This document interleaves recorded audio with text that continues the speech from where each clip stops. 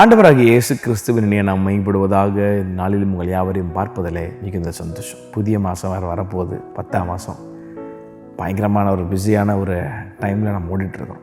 பாருங்கள், கிறிஸ்மஸ் எல்லாம் நியூ இயரில் கிட்ட வந்துருச்சு. ஏசப்பா உங்களை அழகாக நடத்துவார். அவர் மேல் நீங்கள் விசுவாசம் உள்ளவர்களாக இருக்கும்பொழுது. ஆமாம், அவரை நம்புறோன்னு சொல்லிட்டு உங்கள் நம்பிக்கையெல்லாம் இப்போ வேற எங்கேயோ குறி சொல்கிறவங்கிட்டையோ ஜோசியம் கேட்குறக்கிட்டையோ போயிட்டு அவங்க எல்லார்கிட்டையும் தலையை போய் அப்படி நீட்டிகிட்டு இருந்தீங்கன்னா அது நல்லது கிடையாது. உங்களை நடத்துகிறவர்கள் உங்களை சந்தோஷமாக நடத்தும். நீங்கள் போகிற இடத்துக்கு உண்மையாக இருங்க.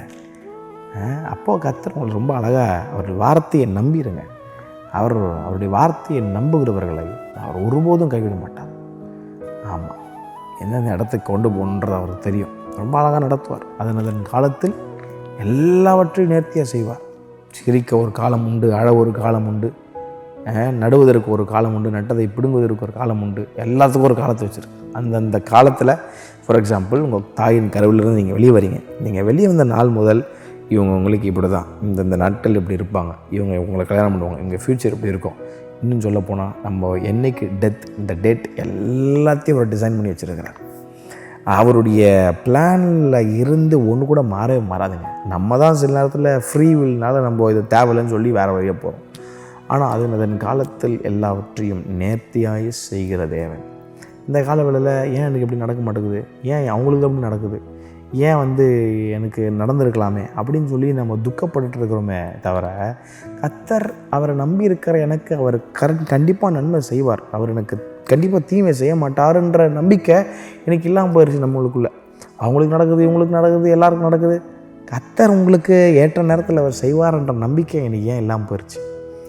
எங்கே போனது நம்முடைய விசுவாசம்? ஏன் அவசரப்படுறீங்க? ஏன் அவசரப்பட்டு வாழ்க்கையை இழந்து போய்ட்டுருக்கீங்க? ஏன் you are missing a beautiful life? அவசரப்படுறதுனால சீக்கிரம் கடைக்கு போகிறது கிடைக்கும். அப்படியே ஒருவேளை சீக்கிரம் கிடச்சாலும் அது ரொம்ப நாள் நிலைத்திருக்காது. இப்போ கர்த்தர் சொல்கிறார், காத்திரு, உனக்கானதை நான் நிச்சயம் தருவேன். நீண்ட நாள் காத்திருப்பது இருதயத்தை இழக்க பண்ணோம் தான், ஆனால் விரும்பினது வரும்போது அது ஜீவ விருட்சம் போல இருக்கும். நீ சோர்ந்து போய் புலம்பல் அழுகு இருந்தால் அது ஒரு எலும்பு உருக்கியாக மாறிடும்பா.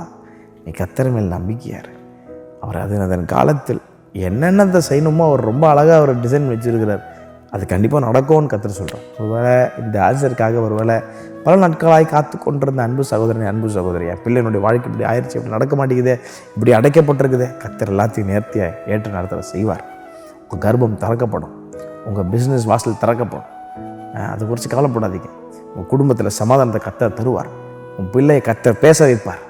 ஆமாம், இயேசுவின் நாமத்தில் எல்லா போராட்டங்கள், எல்லா சோர்வுகள், எல்லா பிசாசின் கட்டுகள் உடைக்கப்படும். கர்த்தர் நிச்சயமாக தருவார், செய்வார். சோர்ந்து போகாது. அதன் everything will be beautiful in it's time.